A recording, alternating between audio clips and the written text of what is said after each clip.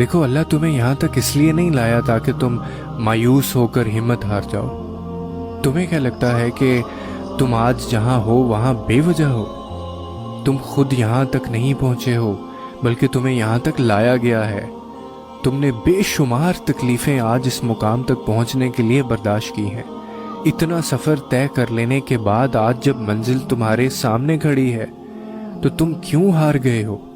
اتنے کٹھن صبر کے بعد اب جب صلہ ملنے کا وقت ہے تو کیوں راستے میں ٹھہر گئے ہو؟ اٹھو، اب تو سفر ختم ہونے کو ہے۔ اب تم منزل کی نہیں بلکہ منزلیں تمہاری منتظر ہیں۔ اب تمہیں معجزوں کا نہیں بلکہ معجزوں کو تمہارا انتظار ہے۔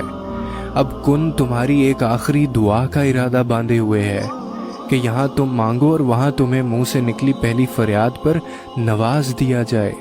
اب صبر کے زمانے گزر گئے ہیں، اب صلے ملنے کا وقت ہے۔ اب بات سسکنے کی نہیں رہی، اب قبولیت کا وقت ہے۔ اب مسافتیں ختم ہونے کو ہیں، اب آنسوؤں کے مسکراہٹوں میں بدلنے کا وقت ہے۔ کسی اور کا نہیں، اب یہ تمہارا وقت ہے۔ ہزاروں مایوس لوگوں میں سے اگر اس نے تمہیں دعا کی توفیق دی ہے تو پھر وہ کیسے تمہاری دعا کو رد کر سکتا ہے؟ جس نے دعا کا حکم دیا ہے اس نے قبولیت کا بھی تو وعدہ کر رکھا ہے۔ تو پھر اس دل کو منا لو یقین پہ اور اس کو اپنی رضا میں راضی کر لو۔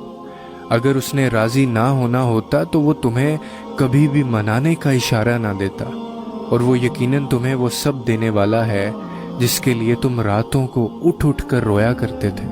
کبھی کبھار بس ایک ہی دعا سب بدلنے کے لیے کافی ہوتی ہے، خاص طور پہ تب جب کچھ بھی بدلنا دل کو ممکن نہیں لگتا۔